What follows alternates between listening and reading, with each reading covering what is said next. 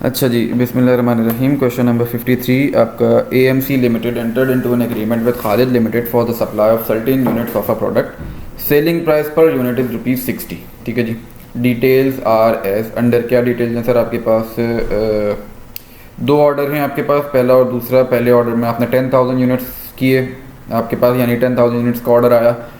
अच्छा, ऑर्डर आपको मिला 10 जनवरी 2017 को, डिस्पैच आपने किया 18 जनवरी को, पेमेंट डेट एग्री हुई 10 मार्च की, और एक्चुअली में पेमेंट रिसीव हुई हमें 19 मार्च को।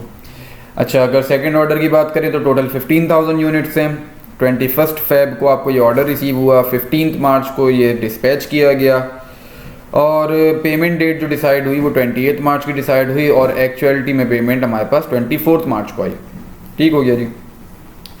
बोल रहा है कि the payment for the first order dispatched would only be due if the second order is placed.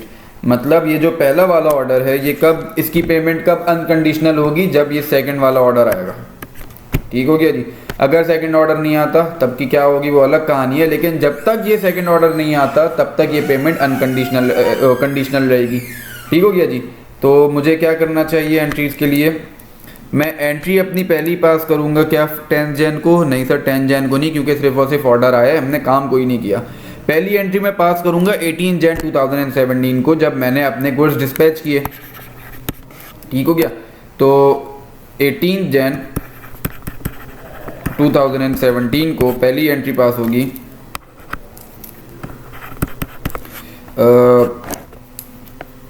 Contract asset की,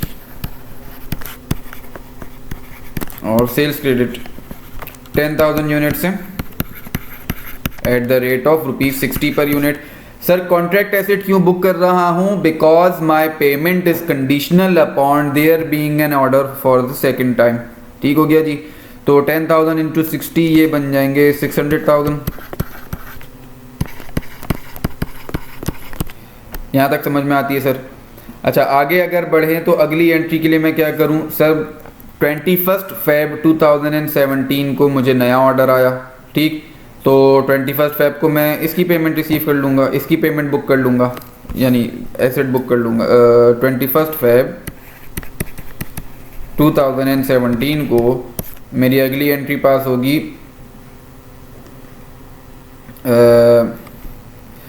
account receivable debit and sales credit. कितने यूनिट से सर? 15,000 यूनिट्स हैं एट द रेट ऑफ ₹60 पर unit.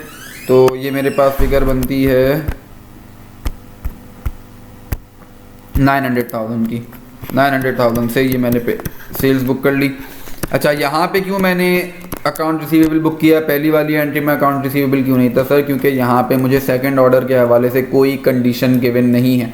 तो जब कोई condition given नहीं है मतलब इस पेमेंट के ऊपर मेरा अनकंडीशनल राइट है। अनकंडीशनल राइट है तो अकाउंट रिसीवेबल बुक किया जाएगा। साथ ही साथ इसी दिन एक एंट्री और मैंने पास करी कि अपने फर्स्ट ऑर्डर वाले कॉन्ट्रैक्ट एसेट को कन्वर्ट कर देना चाहिए मुझे रिसीवेबल में। क्यों? क्योंकि उसकी जो कंडीशन थी would only be due if the second order is placed. मतलब प्लेस तो हमारे पास 21 फेब को हुआ था, पेमेंट असल में हमारे पास गया है। अच्छा, ये एंट्री हमारी एक डेट आगे आ गई। ये वाली एंट्री जो है पास होनी थी 15 मार्च को। 15 मार्च 2017 को account receivable debit and sales credit at the rate of 15,000 unit at the rate of ₹60, that would be 900,000। ठीक, और 21 फेब को 2017 जब मेरे पास सेकंड ऑर्डर आया तो पुराना वाले ऑर्डर के ऊपर जो पैसे थे वो मेरे अनकंडीशनल हो गए।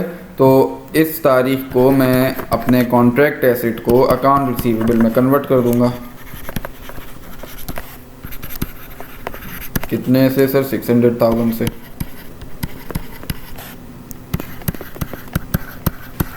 ठीक हो गया जी। फिर उसके बाद अगली एंट्री मेरी पास हो रही होगी 19 मार्च को, जब मुझे पहले ऑर्डर की पेमेंट आई। तो 19 मार्च 2017 को cash debit and account receivable credit. Sir first order की पेमेंट थी 600,000 की। ठीक। और साथ ही साथ 24 मार्च को मेरे पास दूसरे वाले ऑर्डर की पेमेंट आई, तो अगली एंट्री मेरी 24 मार्च को पास होगी 2017। Cash debit and account receivable credit 900,000। ठीक हो गया सर, आगे बढ़ते हैं।